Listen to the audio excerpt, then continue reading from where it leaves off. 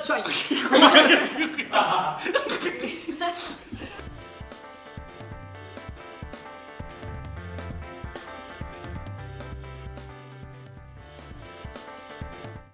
Kalau di proses di Mondi sih lebih banyak kayak dapat perspektif baru soal bagaimana berproses dengan orang-orang industri sih kalau dari Mbak Putri saat itu. Terus waktu itu nggak kebayang bakal kayak apa ya gitu, temen-temen workshopnya gitu ternyata ini kalian semua seru sekali, baik-baik. Terus mungkin yang paling berkesan buat saya belajar castingnya sih, soalnya saya nggak jago ya soal itu. Nggak pernah di casting ya berarti ya? Langsung masuk dapat job langsung. Nggak juga Pak. Proses gue pertama kali di Mondi adalah Friendzone season 1. Saat itu dihubungin langsung sama Claudia, di mau main film nggak? Gue bilang mau. Habis itu main di situ, belajar langsung kenal sama Bang Nusa juga. Setelah selesai proses, baru deh tuh gue taruh kelas-kelas kayak videografi, directing, visual, gue ambil semua. Kebetulan untuk gue pengen ambil kelas acting, tapi betul pengen kelas directing, tapi sempat ketemu juga dengan anak-anak kelas actingnya.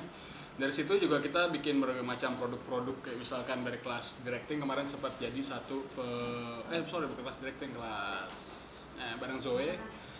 Ada fiction, target akan keluar, ditungguin aja.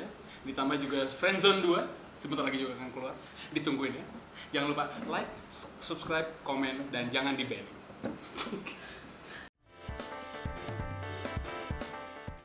Oke, pas kata lagi play, salah satu, kan gue mati nih, salah satu yang paling berhasil nih si bangsat satu ini nih, berhasil banget karena dari mulai dia datang pas kata lagi di bejo, pas anjas Olaf ini, ya Allah, gue sampai ketakutan sendiri gitu, kayak anjing nih Olaf ini, bangsat, dan terus sampai GR dan sampai play, sampai kelar, dan untungnya alhamdulillah dia bisa melepas itu semua. Kenapa nggak dilanjutin? Bisa apa nggak sih? Bisa Anda jangan memancing ya. Jangan-jangan masih. Dan kalau sama Mera sebagai Andita yang menarik adalah jadi pas kata lagi latihan pertama itu, nggak pertama sih, latihan pertama kali ketemu dia pas kata lagi di tim, anjing, dia anak sangat pusing gua banget gitu loh. Bahkan sampai beberapa kali latihan juga dia masih ngerasa kayak ada tembok-tembok yang dia bangun di situ. Ayo, mau dinaik apa pembelaan lu? Udah lanjut ngomong dulu deh. Gue nggak tahu kenapa, gue nggak tahu apa juga ngerasa kayak itu. Kok gue nggak bisa nge-approach ya, sama Aji gue bisa approach masuk enak gitu kan sambil ngomongin One Cut of the Dead. Habis itu hari latihan terakhir lagi makan, gue ngerasa nggak bisa nih, terus kelar nih, ini anak gue ajak keluar ngobrol. Ya itu baru ketahuan deh kenapa dia selama ini gini. Tapi intinya setelah pembicaraan panjang dan intens itu, dia jadi cair, dia jadi hangat, kita jadi bisa ketawa, bisa kayak gini. Terus dia kunci di situ sih sebenarnya, masalah chemistry itu ya soal komunikasi yang baik dan tidak kedistorsi aja. Ya entah sih ya, yang bikin gue nyaman akhirnya sama Rama itu juga soalnya dia paham masalah gue apa waktu itu dan berusaha mengerti, dan dia juga tetap dia tetap menghargai gue ngerasa dihargain sama Adi atau Rama gitu. Jadi di situ gue masih ngerasa aman gitu, gue jadi ngerasa aman di dunia itu sih yang bikin gue bisa nerima. Sampai pas play cowoknya cemburu gitu sama gue, terus hampir berantem gitu dari parkiran. Hampir putus gue. Iya kan? Enggak, gila. Enggak, bercanda. Kalau sama Aji, kita dari awal udah sisterhood banget. Ya kan, sebel banget gue, demi Allah sebel banget. Gitu, waktu latihan tuh kayak setiap selesai latihan tuh dia selalu meluk gue. Jadi lu gak usah so jual mahal gitu sih, kayak itu entah sih. Kalau sama karakter Olaf mungkin gue lebih bisa relate dan bisa langsung akrab gitu, karena di situ Olaf kan ya gimana ya karena karakter dia yang kayak gitu Kayak gimana? Coba elaborasi. Feminin. Mungkin, dan saya perempuan dan permasalahan ini Iya, terus aja. Jadi belum masuk kan? Di situ kalau ke Mas Aji aku lebih bisa bondingnya lebih mudah sih rasanya gitu. Jadi aku tuh punya masalah sama ini, yang jadi masalah aku tuh adalah berperan sama lawan main laki-laki tuh agak sulit gitu. Gitu sih. Jadi kayak sadar nggak sadar sebenarnya itu ngebangun tembok yang tadi dibilang itu gitu, kayak ada jarak yang ngebatasin antara aku sama lawan main laki-lakiku gitu. Yang entah ya kenapa, cuma ya itu abis itu pas suatu hari diajak ngobrol sama dia mulai terbuka. Tapi itu sih yang tadi aku bilang, itu ada setelah dia berusaha memahami toleransi kayak gitu, akhirnya bisa. Pasti selalu ada perbedaan dari setiap proses yang pernah kita lalui. Selalu ada cerita di bawah setiap proses. Bersama Adi dan bersama Mera di sini lebih belajar lagi, karena peran ini tantangan sendiri bagi saya ketika memerankan seorang gay dan gaynya juga gaynya juga yang dari strata kelas atas gitu. Itu sangat jauh dari kehidupan saya. Saya ini sobat-sobat miskin seperti senang chill. Oke, maaf. Jadi cukup jauh, dan pertama bagaimana bisa membuka dulu dari diri, gimana memasukkan arwah dari si Olaf ini masuk ke ngomong dulu sama diri sendiri, ayo ikhlas yuk, cobain peran ini. Lu kan maksudnya ini tantangan baru nih bagi dirimu sendiri. Lalu untuk Adi, ternyata memerankan gay itu tidak semudah yang saya bayangkan dan tidak semenyenangkan yang saya kira. Saya mencari-cari di mana menariknya orang ini gitu.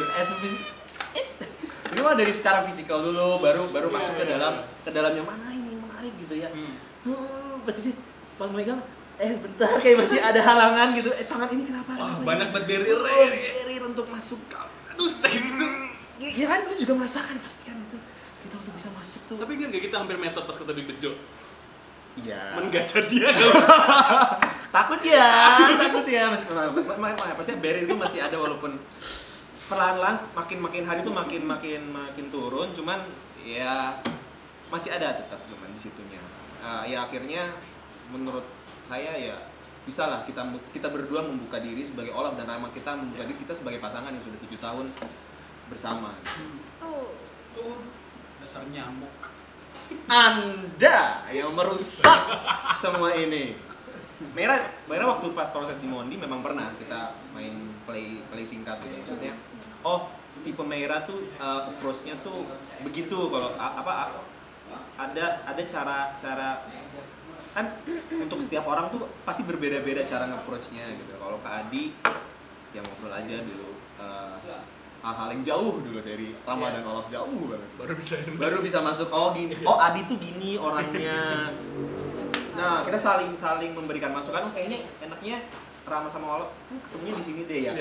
Saling memberikan masukan itu yang saya sangat menyenangkan dari proses ini. Saling ngomong, saling mendengarkan, itu penting banget, saling mendengarkan. Kalau ngomong, semua orang bisa ngomong banget. Mendengarkan. Mendengarkan gitu. Dan juga buat Mbak Putri masukan pada saat latihan. Itu parah sih. Prosesnya sangat kami cinta Mbak Putri.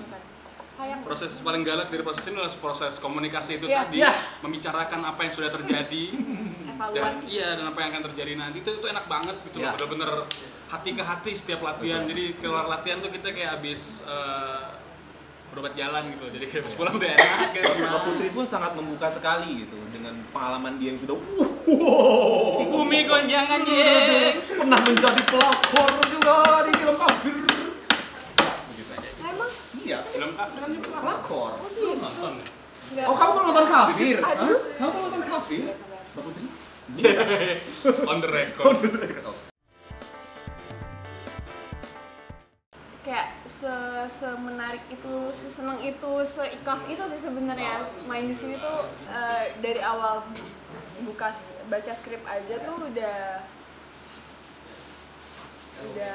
apa ya? Ada keterpanggilan. Gue pinter ngomong gitu. Iya, kayak I must do this. Kayak intinya tuh kayak gue harus main di sini, gue harus ada di sini. Gue harus mainin skrip ini gitu. Dan kayak prosesnya sampai hari H gitu. Yang dibawa sebenarnya 2 hal sih yang berkesan, yang dibawa pulang itu tuh tadi skrip itu sama yang tadi udah kita sebutin semuanya, prosesnya ngebangun bonding bonding tuh ya, Bonding blank. bonding sama lawan mainnya gitu, dengerin evaluasinya. Iya, ya kira-kira sama sih gitu. Itu sampai hari ini jadi pengalaman yang berkesan.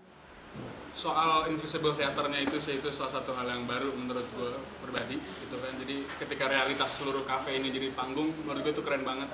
Dan gue juga proses belajar banyak banget sama Mbak Putri sebagai astradanya. Dia ngajarin gue gimana caranya untuk bisa memahamin orang, bagaimana caranya juga bisa untuk memahamin karakter naskahnya itu sendiri, dan memahamin bahwa proses ini adalah proses yang kolektif, proses yang bareng-bareng. Kita gerak bareng-bareng, pun tepuk tangan dan selamat yang kita dapatkan juga semua untuk bareng-bareng juga, itu aku rasain. Main di kafe sebenarnya bukanlah pertunjukan teater pertama saya bermain di kafe, tapi bermain di kafe dengan intensitas yang sangat tinggi itu pertama kali banget. Ini seperti ya emang tidak seperti play sebenarnya, karena kayak ya ngobrol yang intensnya itu yang gila sih di situ diajarkan untuk bagaimana mengontrol api. Di proses ini merasakan banget gimana cara kita mengontrol api. Pasti selalu menggebu-gebu banget di awal, tapi bagaimana menjaga itu minimal tetap di tengah lah, jangan sampai redup banget. Karena kan dalam proses pasti ada masanya kita turun, ada masanya bahkan ada masanya sampai habis gitu apinya. Tapi gimana sih kita bisa mengontrol api itu?